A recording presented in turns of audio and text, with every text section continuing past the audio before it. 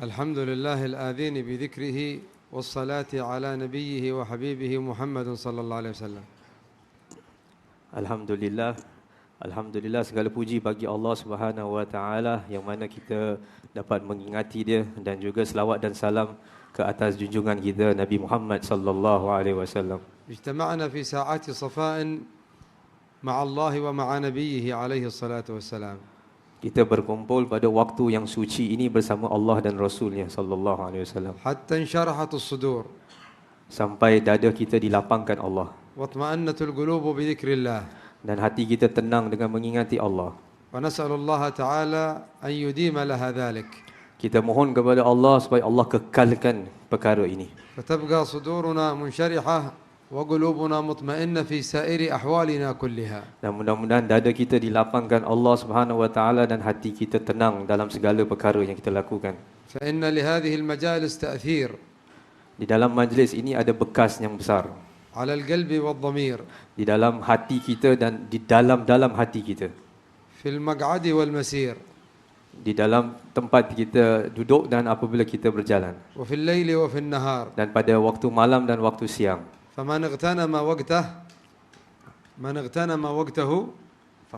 من يغتنم وقته Barang siapa yang menjaga waktunya, بطاعة الذكر لله والصلاة على رسول الله menjaga waktunya di dalam mengingati Allah dan Rasul sallallahu alaihi wasallam, يذهب الله تعالى همه وغمه dan Allah akan hilangkan segala kesusahannya dan kepayahannya, ويغفر سيئته وذنبه.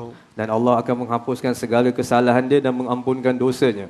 فلهذا حرص النبي صلى الله عليه وسلم Dan begitulah Nabi sallallahu alaihi wasallam selalu mengingatkan kita على الأمر بإقامة مجالس الذكر والتذكير, dan mengingatkan kita untuk selalu mendirikan iaitu majlis zikir dan majlis memberikan peringatan, ليعيش الواحد منا في روضة من رياض الجنة, supaya kita ini dapat hidup di dalam taman daripada taman syurga.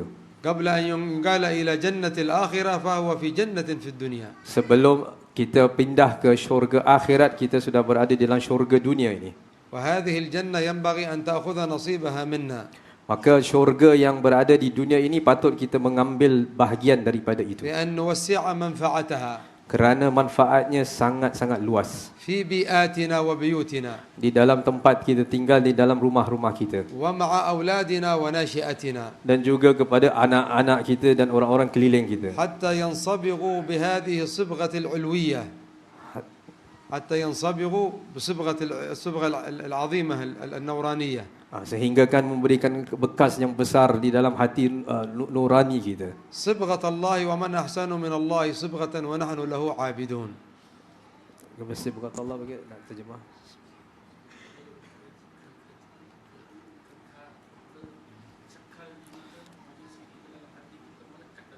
Kecekalan hati kita dalam majlis ini, mudah-mudahan Allah memberikan kecekalan di dalam hati kita di dalam majlis-majlis tersebut. هذه الصبغة موجودة مع كل مولود. Di dalam kecekalan ini, iaitu dalam ini ada di dalam setiap orang, setiap anak-anak yang dilahirkan.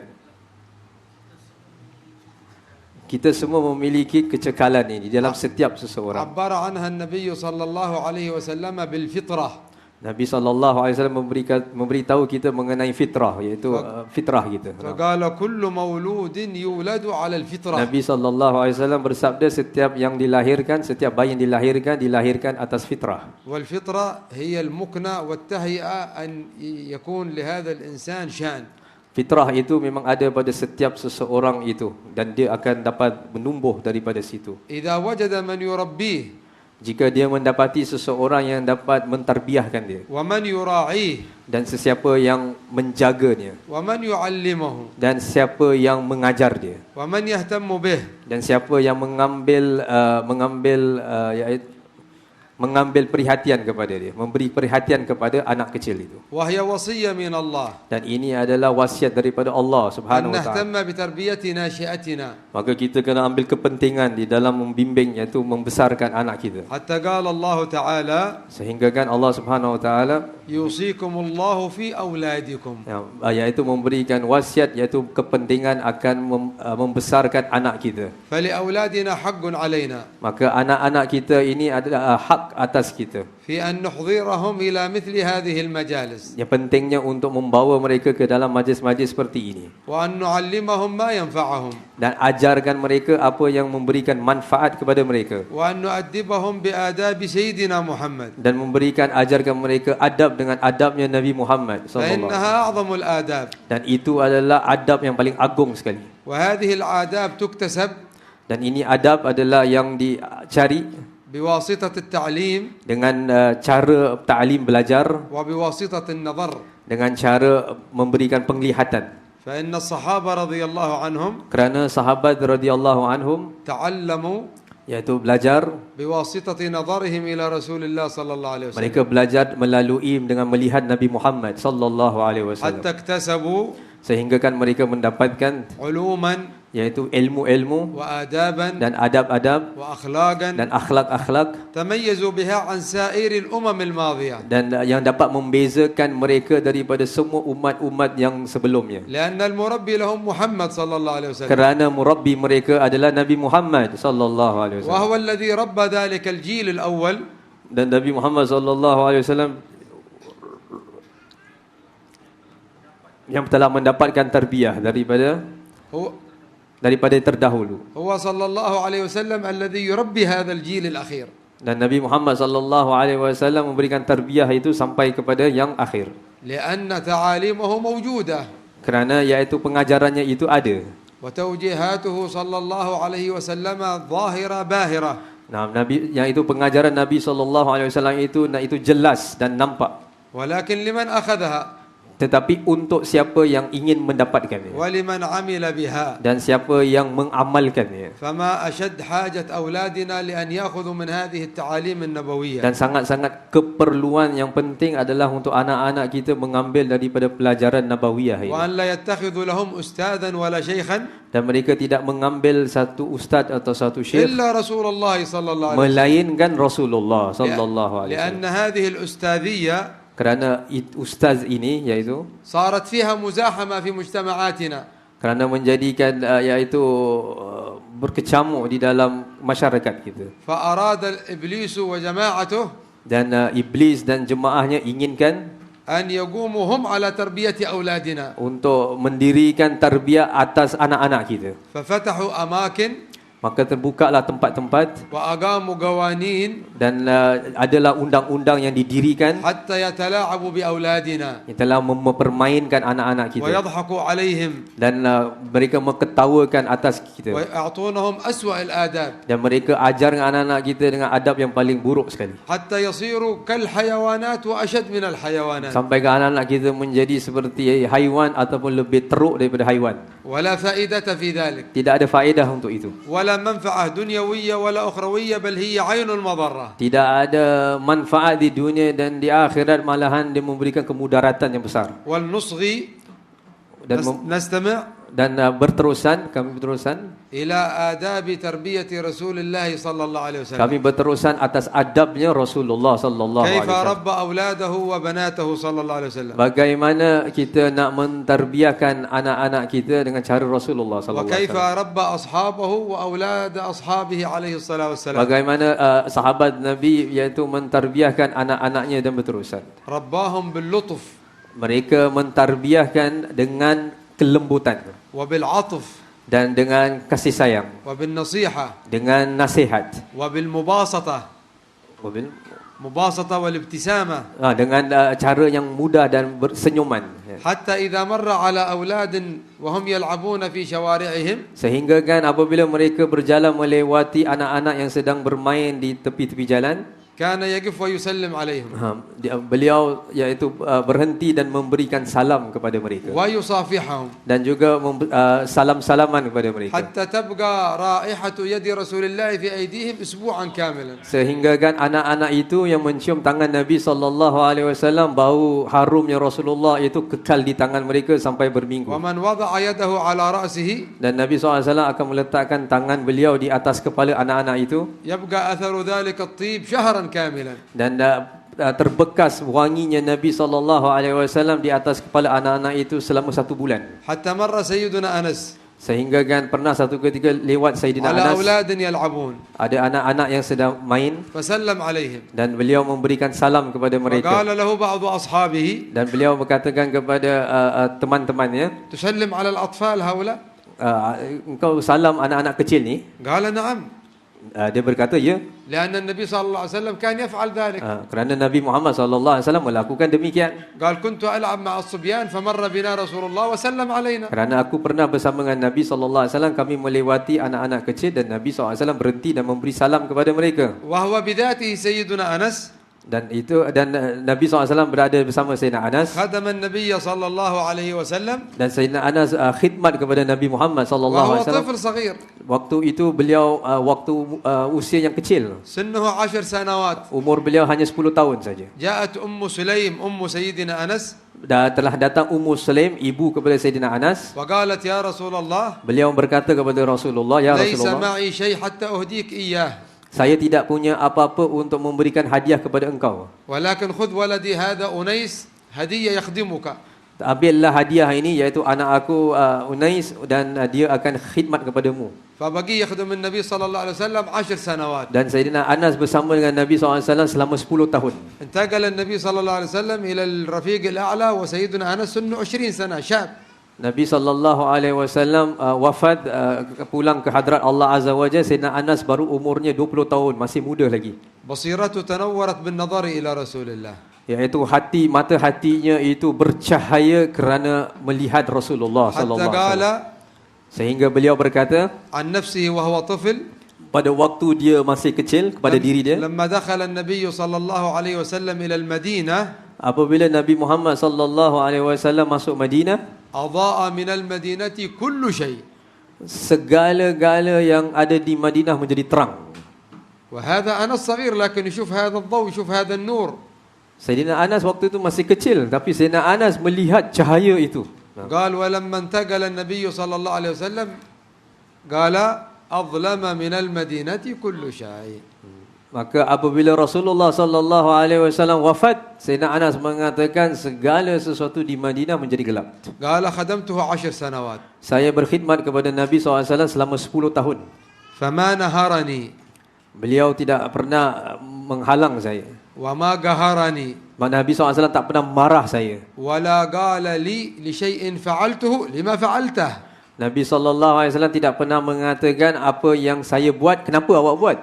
ولا لشيء تركته لما تركته Kalau saya meninggalkan sesuatu, Nabi tak pernah mengatakan kenapa awak tinggalkan perkara. قال وأوصاني ذات يوم Pada satu hari Nabi SAW memberi wasiat kepadaku. وأنا صغير Waktu itu saya masih kecil. وأعطاني مالا Nabi SAW memberikan saya harta, لآتي له بحاجة iaitu untuk membelikan barang-barang. فخرجت في طريقي Dan aku keluar di jalan. فوجدت الأولاد يلعبون Dan aku melihat ada anak-anak sedang main. فبقيت ألعب معهم Dan aku bersama-sama dengan mereka, join sekaki. ونسيت وصاية رسول الله صلى الله عليه وسلم Dan aku lupa wasiat Nabi SAW suruh pergi pasar beli barang. حتى طال بي الوقت Sampai waktu panjang sekali. وتأخرت عن رسول الله صلى الله عليه Dan وسلم ketika itu aku lupa akan pesanan Nabi قال SAW. فما شعرت Dan Nabi SAW ada di belakangnya dan Nabi إلا tanya. وهو واقف أمامي Nabi SAW berdiri di depanku.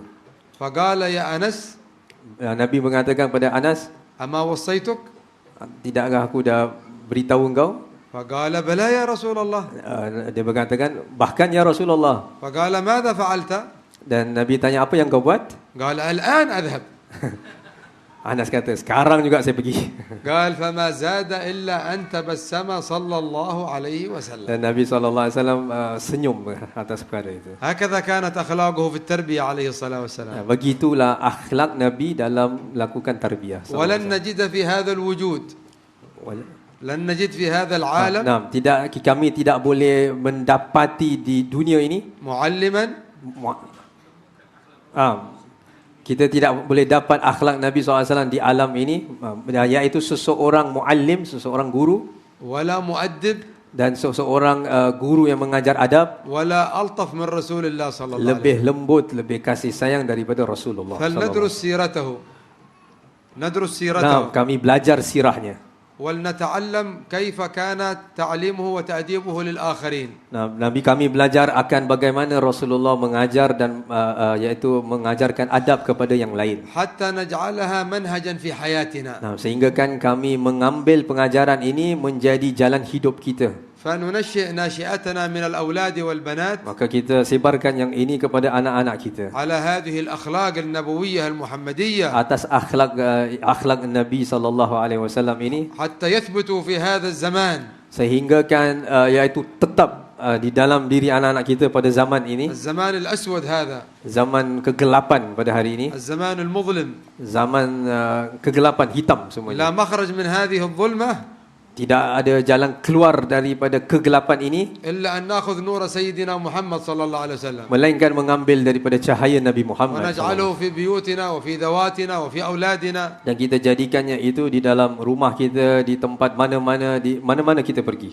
فنهتم بهذه التربية العظيمة Kita mengambil penting di dalam tarbiyah yang agung ini, ونلاحظ أولادنا من صغرهم، dan kami betul-betul jaga mereka daripada kecil ini. لأن الطفل ينشأ على حسب ما يؤدبه أبوه. Nah, anak-anak itu dibesarkan cara bagaimana ayahnya membesarkannya. من بداية النشأ، Daripada waktu dia membesar. لأنه permulaan. لو تأخر حتى يكبر هذا الولد يصعب عليه بعد ذلك التربية. Kerana kalau kita lambat-lambat nanti dia dah besar, dah susah kita nak ajar dia. مثل الشجرة إذا كانت صغيرة ثم التوى عودها هكذا يمكن أن تقومها بعود آخر. Seperti pokok. Kalau pokok tu masih kecil, kalau dia bengkok sikit ke apa, dia turun, kita boleh straightkan balik. لكن إذا كبرت الشجرة Tetapi kalau pokok tu dah besar, ثم اعتوت kemudian dia dah tertunduk, كيف terbongkok, تقومها؟ bagaimana kita nak bangunkan dia balik? فلا بد من الاهتمام بهم وهم صغار. Dan kita perlu mengambil kepentingan daripada mereka kecil. نعودهم الخير، Nah, kita membiasakan mereka buat perkara yang baik. نحذرهم من الشر، Nah, kita iaitu ingatkan mereka daripada lakukan keburukan. وما لا يليق بهم. Dan apa yang ada yang dibaik dan من هنا keburukan. قال صلى الله عليه وسلم: Dan Nabi SAW, مروا أولادكم بالصلاة وهم أبناء 7. nah, Nabi SAW perintahkan untuk anak-anak kita melakukan solat pada umur 7 tahun. يعني Iaitu menjaga mereka, في الطاعات memerhatikan mereka dalam melakukan taat, وفي الصلة بالله dalam hubungan mereka dengan Allah, وفي القرب من الله dalam pendekatan mereka kepada وهم Allah صغار. waktu mereka kecil. حتى إذا بدأ الطفل ينطق ببعض الحروف Sehingga kan apabila mereka sudah mula berbicara beberapa huruf, كان أول ما يعلمونه awal yang kami ajarkan mereka, الله Allah, ربي، Rabbi, Tuhanku. هكذا يعلمونه الكلمات حتى تنغرس في قلبه. Begitulah kita ajar mereka, sampaikan itu benda yang masuk di dalam hati mereka. لكن في هذا الزمان Tetapi malangnya pada zaman ini, الكثير kebanyakan orang بدأوا يعلمون أولادهم كلمات فارغة mengajarkan mereka kata-kata yang tidak guna, لا فائدة فيها tidak ada faedah langsung. وربما فيها ظلمة. Kemungkinannya itu perkataan itu adalah perkataan kegelapan, فينشأ هذا الولد على الظلمة، dan mereka membesar di dalam keadaan kegelapan. والسبب في ذلك الوالد والوالدة. Dan sebabnya itu adalah disebabkan ayahnya dan ibunya. لهذا قال الله تعالى محذرا: Nah, Allah Subhanahu wa taala memperingatkan kita dengan keras. قوا أنفسكم وأولادكم نارا وقودها الناس والحجارة. Nah, wahai orang-orang yang beriman, selamatkan dirimu dan juga keluarga kamu daripada api neraka, yang api neraka bahannya membakar batu dan manusia. فنقي أنفسنا وأولادنا هذه النار بالتربية على القواعد النبوية. Maka kita selamatkan keluarga kita ini daripada api neraka dengan tarbiyah yang baik. حتى إذا كبر الولد على هذه الحالة وهذه الناشئة ولو انتقلت أنت إلى الدار الآخرة فاعلم أن لك ما يأتيك في قبرك من هدايا وعطايا هذا الولد إذا كان يدعو لك أو يعمل أعمال صالحة. Maka kita besarkan mereka dalam keadaan yang baik, sehingga kan satu hari jikalau kita sudah meninggal dunia juga, maka mereka sudah ditarbiahkan pada kecil dengan baik, maka apa-apa kebaikan yang mereka lakukan, kesemuanya itu kita akan mendapatkan di dalam kubur kita nanti. وقد رأينا في هذا اليوم Kami telah melihat pada hari ini ما يسر القلب ويفرحه. apa yang menyenangkan hati kita. أولاد صغار anak-anak kecil, لكنهم يحفظون البردة ya, anak-anak kecil tapi mereka hafal burdah ويتغنون بها. dan mereka bernyanyi dengan burdah. فما أعظم هذه النعمة، الحمد لله على ذلك. Maka ini adalah satu nikmat yang sangat-sangat agung dan segala puji bagi Allah atas itu. فبارك الله فيهم. Maka mudah-mudahan Allah memberkati mereka semua. وكل من نظر إلى هؤلاء الأولاد Dan setiap orang yang melihat anak-anak ini, يتمنى أن يكون ولده مثلهم. maka keinginan mereka juga anak-anak mereka seperti anak-anak ini. فإن شاء الله يكونون أولادنا كلهم صالحين. Dan mudah-mudahan anak-anak kita semua jadi orang-orang soleh. فإذا تخلقنا بأخلاق سيدنا محمد يصلح أولادنا. Jikalau kita ada akhlak Nabi Muhammad SAW, maka anak-anak kita pun akan baik nanti. أما العنف والقوة والقسوة Maka kalau kita melakukannya dengan kekerasan dan dengan keganasan, لا تحصل به التربية، tidak akan dapat tarbiyah. بل تحصل الوحشة والنفرة والشقاق. Dan dia akan menjadi iaitu keburukan dan perpisahan. فكثير من الأوائل Dan banyak sekali orang-orang, ومن المتأخرين iaitu daripada orang-orang zaman hari ini, ربما ما رفع على ولده عصاه يضربه أبدا، ولكن كان يربيه بالكلام أو بالنظر. mereka tidak pernah mengangkat ambil rotan memukul mereka, tetapi mereka tarbiyah anak-anak mereka dengan ucapan yang lembut. أذكر في صغارنا في تربيتنا ونحن صغار. Habib kata, saya teringat waktu saya masih kecil lagi dalam tarbiyah saya, أن سيد الوالد عليه رحمة الله تعالى yaitu ayah saya, yaitu rahimahullah taala, ما أذكر أنه ضربني أو شتمني أو سبني، ما أذكر أبدا هذا في حياتي كلها. saya tidak pernah ingat ayah saya pernah marah saya, pernah pukul saya, pernah kata-kata yang tak baik kepada saya. Sepanjang hidup saya tak pernah ingat ayah saya pernah buat gitu. ونحن نخطئ ونقصر. Dan kami buat salah dan kami banyak kesilapan. لكن أحيانا يعطيك عينين هكذا ينظر إليك بس يعرفك أنك أخطأت. Dia kalau kita buat salah apa, dia tengok kita dia pandang kita. Dia tenung kita dengan tenungan yang tajam gitu. Sehingga kita tahu kita salah. وإذا قصر الواحد منا يتوجه الوالد أو الوالدة في الدعاء إليه، لأن دعاء الوالدين مستجاب عند الله تعالى. Maka kita dalam keadaan macam seperti itu, kita dapat iaitu ibu bapa kita mendoakan kita dan doa yang baik, dan kita tahu ibu bapa kita doa mereka dikabulkan Allah Subhanahu فعسى الله يصلحنا وأولادنا إن شاء الله. Mudah-mudahan Allah Subhanahu wa taala memperbaiki kita dan memperbaiki anak-anak kita. ويجعل مستقبلهم حسن. Dan kita memohon pada Allah iaitu pada masa depan yang baik, حتى تقر بهم العيون. sehingga kan mereka mendapatkan kebaikan. ومن صبر ظفر. Barang siapa yang waman sabar, siapa yang sabar maka dia dapat hasilnya. فاصبروا قليلا على تربية الأولاد ستجدون بعد ذلك النتيجة العظيمة. Kita sabar dalam tarbiyah aulad kita, kita akan mendapatkan natijah yang besar nanti pada masa فعسى الله depan. يبارك فينا وفي أولادنا إن شاء الله.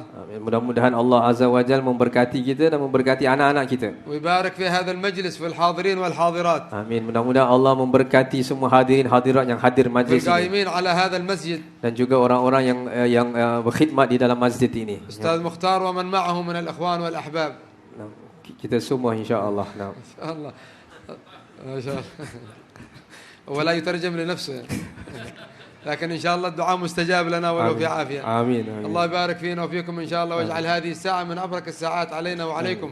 يستجيب فيها الدعوات ويرفع فيها الحاجات ويصلح فيها المقاصد والنيات. يبارك في الأولاد والبنات ولا يضرهم ويرزقنا برهم مع كمال اللطف والعافية في أحوالنا كلها. يصلح أولادنا أولادكم أولاد المسلمين حتى نراهم بإذن الله تعالى قادة وأئمة في الخير. يحفظهم الله من كل شر ومن كل ضير من كل أذى ومن فتن هذا الزمان وتقلبات هذا الزمان، وأن يحفظنا من كل أذية وبلية ظاهرة وخفية في خير ولطف وعافية، والحمد لله رب العالمين.